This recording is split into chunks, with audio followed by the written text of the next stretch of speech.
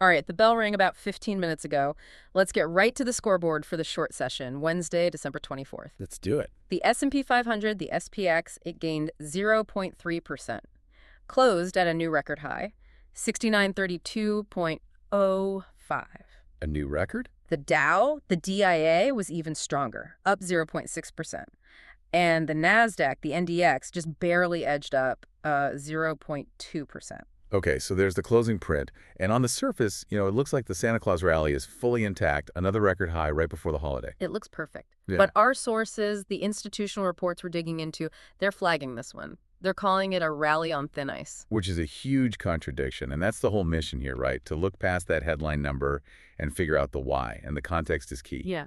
It was a holiday-shortened day. Liquidity was thin. So any cracks in the foundation are going to be magnified. That's it. So let's talk about those cracks. The first and biggest one is market breadth. Participation. How many stocks were actually in the game today? And the answer is not many. It was anemic. On the NYSE, decliners actually outnumbered advancers. Wait, on a record high day? On a record high day. The ratio was 1.02 to 1. So, basically more stocks went down than up. And the Nasdaq was even worse. Much worse.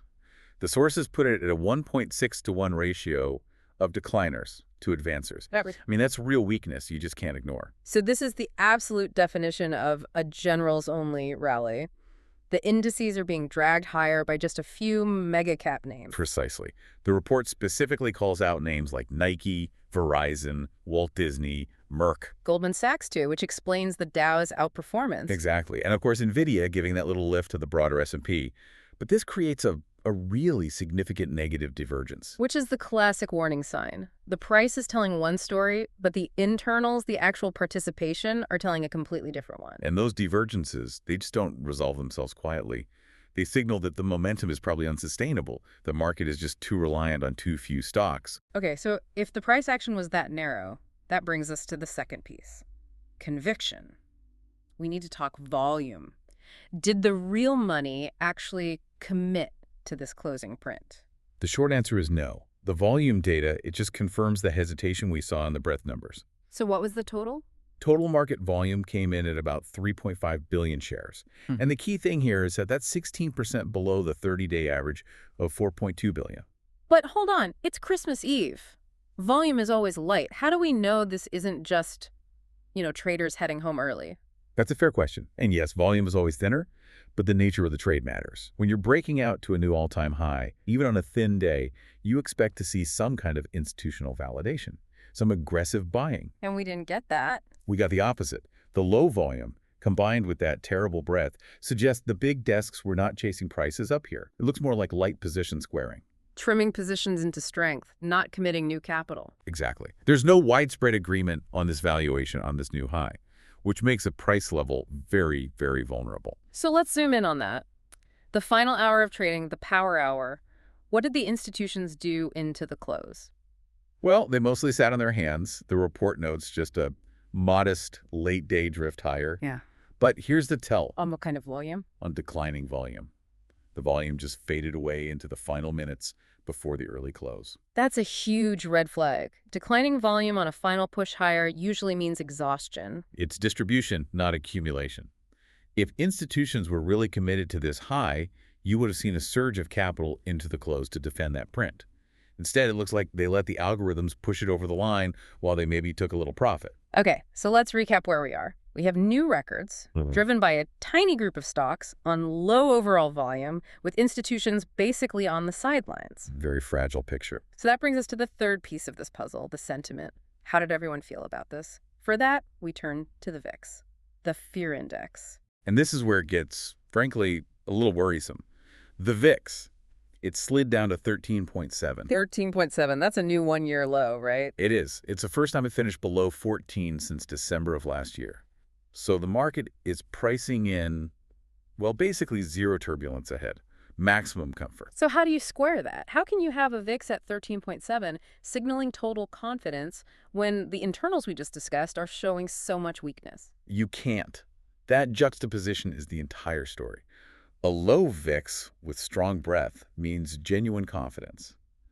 But a low VIX with terrible breadth and low volume, that's not confidence, that's complacency. It's the market acting like risk is non-existent, even though the engine is sputtering. And that's a dangerous setup. It's a powder cake.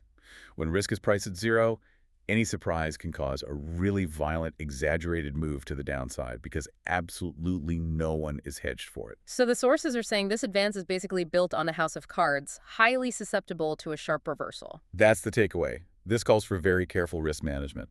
Okay, let's pivot from the big picture to the micro. Individual stock action, which can often front-run the indices. Let's talk about key reversals. These are such powerful signals for active traders. They show complete sentiment flip within a single day.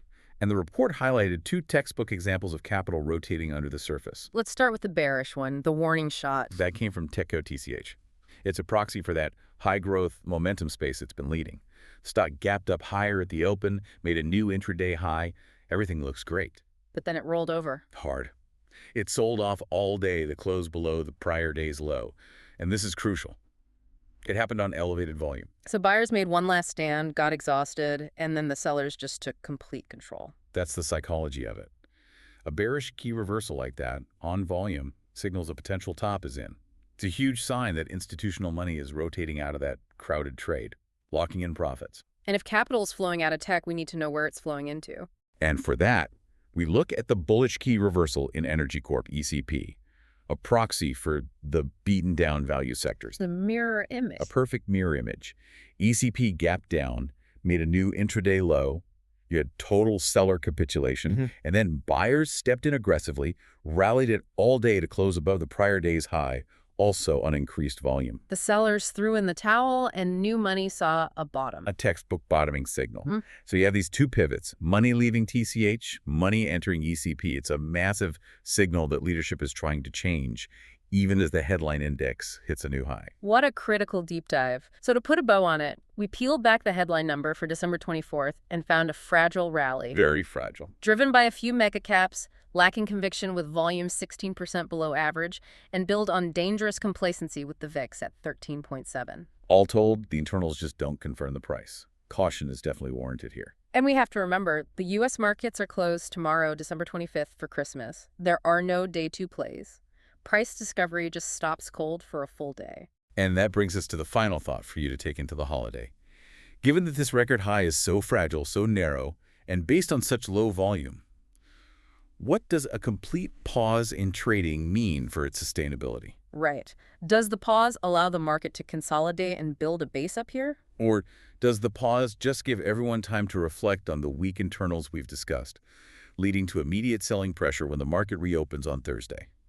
Will this fragile leadership be challenged right at the bell? We will be back on Thursday the 26th to find out. Until then, be well and manage that risk.